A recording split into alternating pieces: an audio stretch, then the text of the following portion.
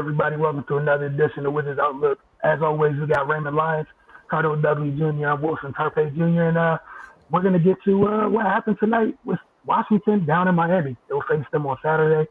Nice little home and home. And again, division things that we laid out the last time we talked to you guys, added weight. They're in the same division. So we'll get to that in just a minute. As always, quick word from our folks over at Oohs and Ahs. Thanksgiving, we're within single-digit days, folks.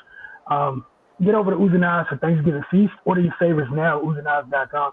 View the full menu and pre-order today at oohsandahs.com/Thanksgiving. Again, if you do order, you got 3 windows for pickup times on Wednesday, November 24th. That's from 12 to 3 p.m., 3 to 6 p.m., or 6 to 9 p.m. Again, order now at oohsandahs.com. All right, Cardell, we'll start with you. Your initial thoughts on Washington tonight. We talked about it last night, how important it was. Here we are.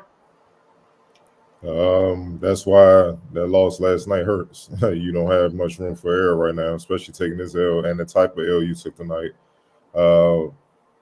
I honestly, the first quarter kind of told what night it was going to be. They had 6 turnovers in the first quarter. I think they finished last night with 5 or something. It was in single digits with Dinwiddie, and they badly missed Dinwiddie. They missed Gafford too, but they really missed Dinwiddie because they absolutely did not take care of the ball tonight. They had 17 turnovers. The Heat had 6. 10 of those 17 came from the backcourt of Aaron Holiday and Brad Beal. Put them in the hole right away, and then the Heat came out defensively, trapping Bill hard anywhere he was on the court, and basically from jump, from the opening tip, saying somebody else gonna have to beat us. You're not gonna be the one. And obviously, Trey stepped up in the first half, gave him what he could, but he's not the type where he has a skill set of say like a Anthony Davis or Karl Towns as a big to carry you throughout the game. He don't have that type of skill set. He's more of an energy guy. They can finish around the basket. And obviously that plays right into Miami's hands because they got guys that dogs too. You know what I'm saying? So the ability, the turnovers, they killed them. The Heat scored 20 points off of them. And they didn't defend the 3. Remember, the Wizards throughout the season has been one of the best teams defending the 3. They focused so much on Duncan Robinson, but they forgot about other guys. They forgot about Gabe Vincent. They forgot about P.J. Tucker, who we know has made a living knocking down threes from the corner. You would think the Wizards would have known that because they just won a championship doing the same thing in Milwaukee. It was just the floodgates open. The Wizards did not win one quarter. Miami outscored them in every quarter, and it was just a thorough, slow grind beatdown. You know what I'm saying? Slowly but surely, the Heat started pulling away. I know Bill had 30, but Butler had 32. You know what I mean? Kuzma had 19, but most of those points came in the fourth quarter. That's when he started getting rolling a little bit. He had a double-double. He had great assists, but the defense didn't show up, and they didn't take care of the ball. We already established with any team, but especially this team, when they don't do that, especially wounded, you're more than likely going to lose, especially against a good team like Miami, and that's what happened. They lost. So they lost by damn near 20. So it's back to the drawing board. Miami come here to D.C.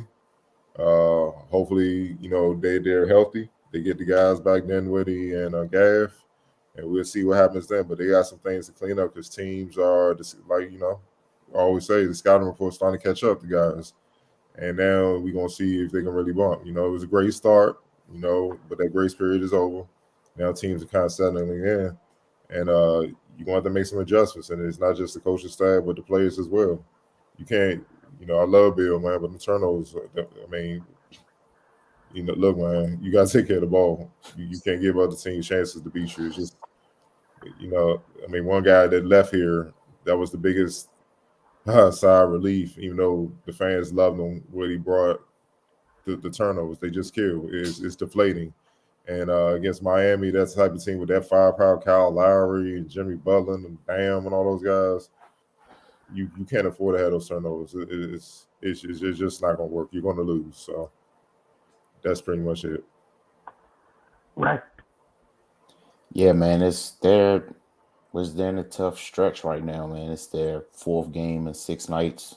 They're on the back end of a back to back, and they're down two starters, and they look like that's the situation they were in, man. The energy was bad from jump. Cardell Burke, the turnovers. They just look disheveled from the opening tip, and Miami took advantage. They Dinwiddie's absence was noted heavily. It wasn't really anybody to just kind of control the game and direct traffic out there. So it led to a lot of disjointed possessions. Nothing was really flowing. We've seen when they played well that it was a lot of ball movement. And things were looking crisp. That definitely wasn't the case tonight. They gotta find some consistency, man. It's not enough just to play hard every game. Like it seems like they're picking a different struggle every night. Last night they couldn't make any threes, but they took care of the ball relatively well. Tonight the 3-point shooting improved, but they turned the ball over like they were getting paid to do it. So yeah, man, they just gotta tighten up a little bit. It's they're just in a tough situation, man, and it's the season's starting to get rolling now. They're about 15 games in.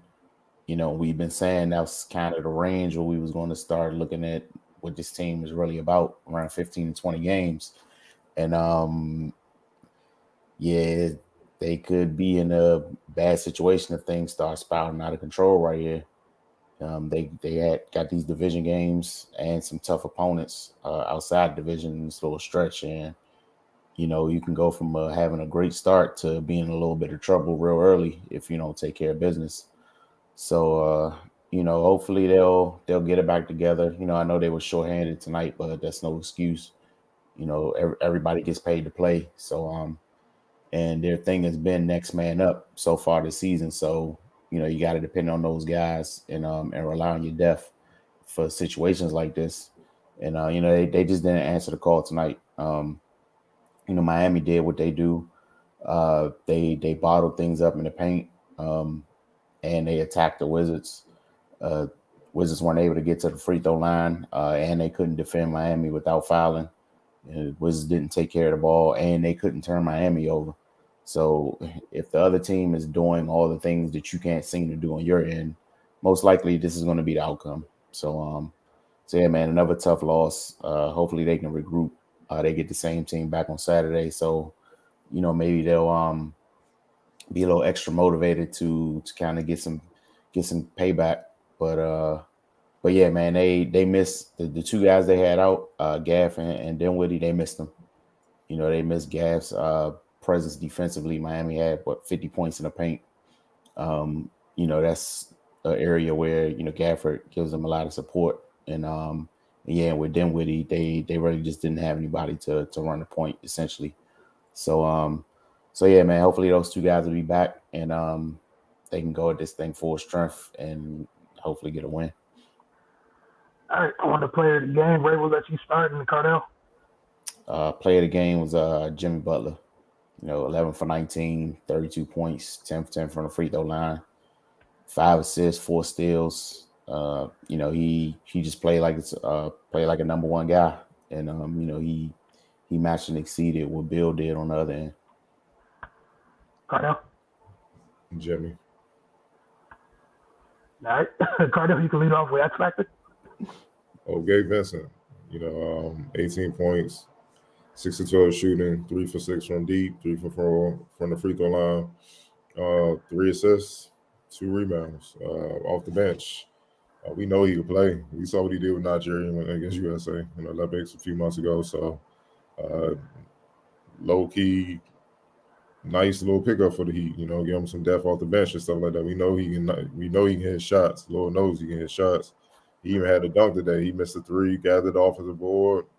Deadman shielded off Shreyas, so Shreyas couldn't try to contest, and he cocked back 2 hands, flushed the jump. I didn't even know he could do that. So it tells you, that's what I'm saying, that's the league for you. You know what I'm saying? They got shit that they may not show, but they got it. You know what I'm saying? So that's the difference. But yeah, he definitely he played big, man. He had some big threes that kind of broke the game open. and then the Heat, just put their foot on the gas, and the Wizards couldn't do nothing about it. Right. Exactly. Yeah, same here, Gabe Vincent, and he nice game for him off the bench. And he definitely kind of gave Miami that spark that they needed to just get some separation. So he get love from me tonight. All right, we don't have any comments at this point this evening, so I'm sure we'll see your comments by the time we get around to Saturday. We'll see you guys out Saturday night. One more thing, shout out Corey Kispert. I think this is his best game as a rookie. He shot the ball well. He was one of the bright spots for the Wizards. He had 13 points, 5 of 10 shooting, 3 of 7 from deep, 4 rebounds in 24 minutes. He's starting to figure it out. He's starting to figure out how to flow, how to play off guys, and how to maximize what he does well within the flow.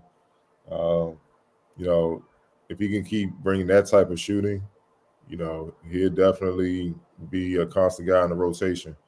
Instead of having a minute, 24 minutes like tonight, then if he misses a couple shots, might be 9 or so, he'll consistently get about 25 minutes, which is great with a rookie with all these veterans on his team.